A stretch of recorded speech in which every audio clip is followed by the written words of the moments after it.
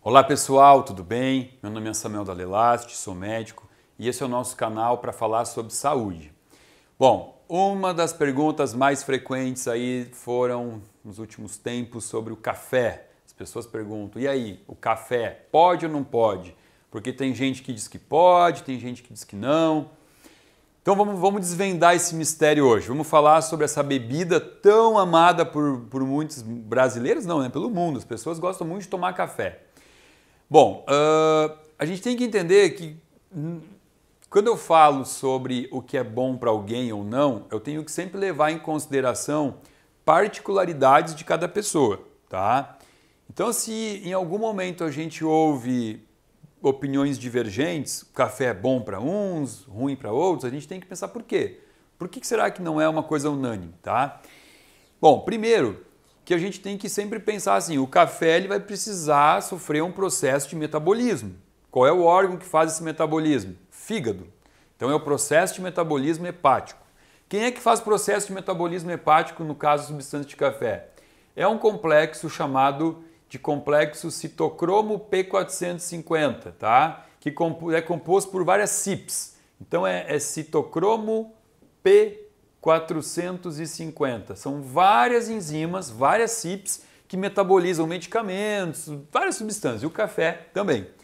E em alguns indivíduos, o café vai ser metabolizado por uma CYP, em outros indivíduos por outra CYP, e isso vai determinar se a pessoa ela pode consumir mais ou menos café. Por quê? Porque dentro desse metabolismo a gente classifica o indivíduo em dois tipos. O metabolizador rápido de café e o metabolizador lento de café. Isso vai ser determinado a partir de qual CYP metabolizou o café no corpo dele, entendeu? Então assim, vamos dar um exemplo. O que seria um metabolizador lento? É o cara que tomou um café de tarde, 3 da tarde ele tomou um café, e pode ser que até de noite, quando ele vai deitar para dormir, esse café ainda está fazendo efeito nele, vai estar atrapalhando o sono, ele pode estar um pouquinho agitado. Então, essa pessoa, não é que ela não possa consumir café, ela vai ter que consumir um por dia, cuidar o horário que consome, talvez quando acorda de manhã, ponto.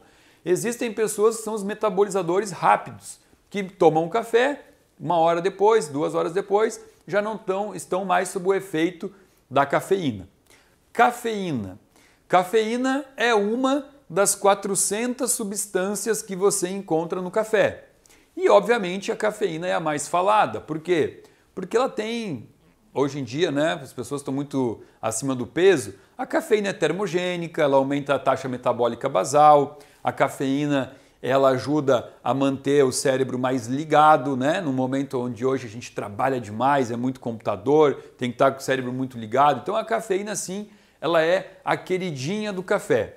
Mas quando a gente fala em antioxidante, porque está muito associado café com antioxidante, e se você não sabe o que é um antioxidante, Fernando, videozinho de estresse oxidativo aqui, ó. Quem quiser saber o que é antioxidante antes de continuar, acesse esse vídeo. Antioxidante é muito importante para combater o estresse oxidativo. E o café ele é muito associado ao antioxidante, muito se fala dele, né? Ah, mas o café tem esse poder antioxidante. E quando eu me refiro ao antioxidante do café, eu estou falando sobre um ácido chamado ácido clorogênico. O ácido clorogênico ele é uma substância antioxidante que você encontra maciçamente no café verde, na planta, antes da torra, tá? Tanto é que estudos que mostraram já que o ácido clorogênico pode melhorar o perfil do colesterol, ele atua diminuindo o colesterol LDL e aumentando o colesterol HDL. Além do colesterol,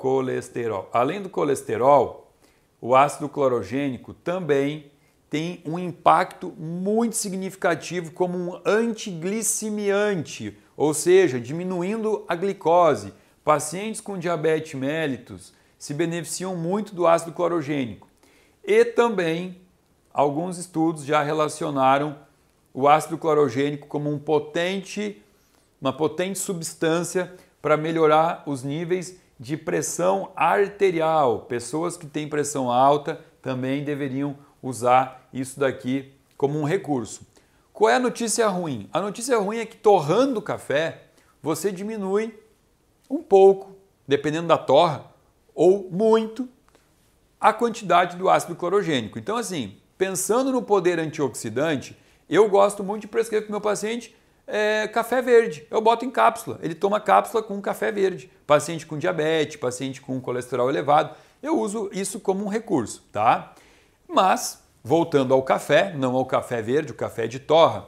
Então, já falamos sobre a questão de quem é que pode tomar mais ou quem é que pode tomar menos. Bom, aí tem que considerar se você é um metabolizador rápido ou lento. Ah, notícia, existe até teste genético, você pode fazer, teste simples. Você pode fazer um teste para ver se você é um metabolizador rápido ou lento do café. O teste se embasa em ver qual é a CYP que você vai estar metabolizando o teu café, ok? Bom, vamos falar sobre contraindicações do café, tá? Aonde que você teria contraindicação? Bom, primeiro, eu gosto muito de falar sobre o café pós-refeições. Por quê? Porque isso é o mais comum, né? Você vai num restaurante, você vê lá, acabou de almoçar, aí você fala para o garçom assim, garçom, a conta, por favor. O que ele fala para você? Não quer um cafezinho? Né? E quase todo mundo vai no tal do cafezinho. Café pós-refeições atrapalha o processo absortivo, tá? Absorção. A absorção de cálcio e a absorção de ferro são diminuídas quando você ingere café pós-refeição. Então, eu não recomendo o café nesse momento, principalmente se você tem algum nível de anemia ou algum nível de osteoporose. Já pensou? Você com osteoporose, precisando de cálcio e tomando café pós-refeição, tá? Então, assim, ó, uma das principais contraindicações dentro do meu consultório é quanto à absorção. Então, eu falo para meus pacientes, depois das refeições, não gosto. Outra coisa é o que a gente chama de cafeinismo. Cafeinismo. O que é isso? Isso é uma situação onde o paciente consome o café e apresenta sinais como irritabilidade, taquicardia, né? Começa a sentir o pulso arrítmico, o coração batendo forte, pode apresentar dor de cabeça, pode apresentar inclusive náusea ou até vômito. Gente, é óbvio que um paciente com tudo isso, ele não pode estar tomando café. É uma contraindicação. Existem pessoas que têm essa reação adversa ao café, que a gente chama de cafeinismo, tá? Então aqui eu coloquei as duas principais contraindicações do consumo de café. Fui fazer uma revisão estudos científicos, revisão bibliográfica em relação a estudos sobre café, para ver se tinha alguma coisa nova para trazer para vocês.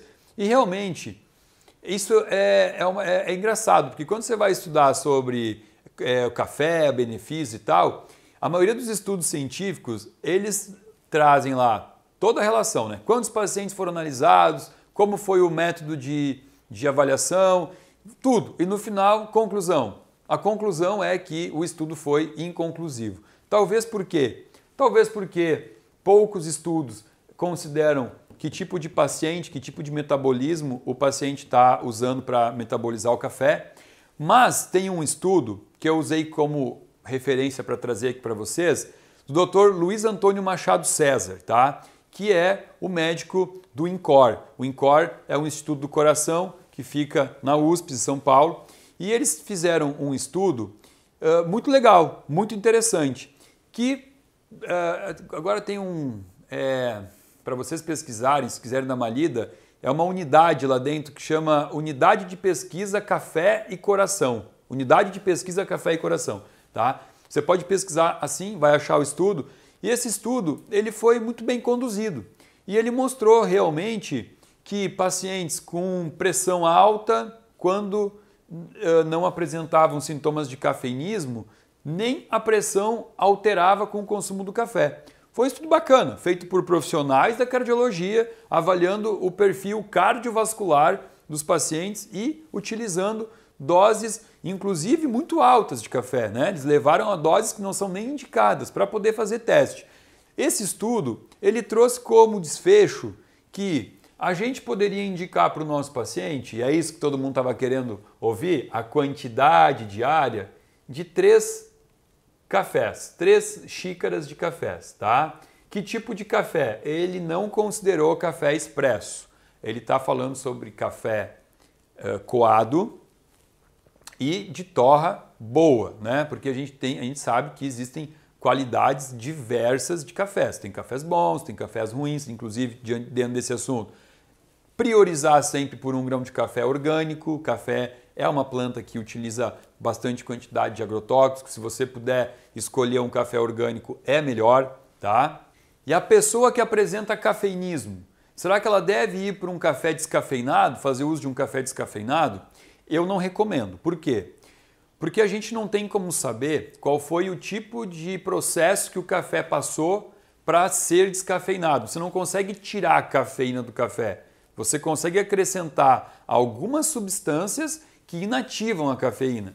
E muitas vezes esses processos utilizam substâncias químicas. Eu não recomendo isso, eu não me sinto seguro em indicar para um paciente um café descafeinado justamente por isso, por a gente não saber. São vários processos que podem levar ao café a ser descafeinado. Como isso não vem escrito no rótulo, como a gente não sabe, eu não recomendo. Outra coisa que eu também não recomendo, e vou deixar isso claro, é que assim, a gente está falando de café, tá? 3 cafés por dia é café, não café com leite, não é cappuccino, não é café com outras coisas dentro. Estou falando do produto, do café passado, coado, entenderam? E para finalizar o vídeo, uma dica. O café, a cafeína, ela interage diretamente com a glândula adrenal. E a glândula adrenal é uma glândula que controla a regulação de cortisol. Então assim, se você está passando por alguma fase da tua vida que você está se sentindo cansado, fadigado, cuidado, você pode estar com a produção do teu cortisol pela glândula adrenal acometida. Você pode estar com algum problema, ou produzindo cortisol demais, ou produzindo cortisol de menos. E as duas fases, tanto a fase de excesso de cortisol quanto a fase de falta de cortisol, levam à mesma sintomatologia. Fadiga o dia todo, né? Fadiga durante o dia todo. Quando chega à noite para dormir, não consegue pegar no sono. Isso é bem clássico de distúrbios do cortisol. Nesse momento, eu colocaria então, para a gente completar, antes que o vídeo termine, vamos botar aqui mais uma contraindicação então, né? Que é o que a gente chama de fadiga adrenal. Pessoas que tenham fadiga adrenal. Esse termo ele é muito discutido, ele é muito polêmico. Será que existe a fadiga adrenal? Tem autores que defendem que não existe fadiga adrenal, mas o que eu quero dizer com isso? Uma glândula adrenal que está trabalhando pouco ou muito, né? Vamos usar isso como uma definição. Aí eu colocaria então a terceira contraindicação. Mas isso não é legal que você faça a tua própria avaliação, né, por os teus sintomas. Se você está se sentindo assim, aí é legal você ir para um médico, né? Você vai no médico, faz uma análise com exames de sangue ou exames hormonais salivares e aí você descobre como é que está a função da tua glândula adrenal, né? Então a gente fica com esses dois aqui primeiro, que isso daqui você mesmo, não precisa de médico para saber que você deve evitar o café pós-refeição e você não precisa de médico para saber que se você tomou café e se sentiu mal com os sintomas que eu descrevi, isso daqui você deve evitar essa bebida. Aqui eu já deixaria a cargo de um profissional competente para isso. Bom, gente, eu espero que vocês tenham gostado, espero ter sanado as dúvidas em relação a essa bebida. E se você ainda não está inscrito no canal, se inscreva. Se você gostou do vídeo, dá um likezinho, compartilha o vídeo e não se esqueça, aqui embaixo da telinha existe um link para você poder se inscrever e fazer parte de uma lista VIP, onde você vai estar recebendo conteúdo exclusivo. Ok? Muito obrigado pela atenção, fiquem todos com Deus.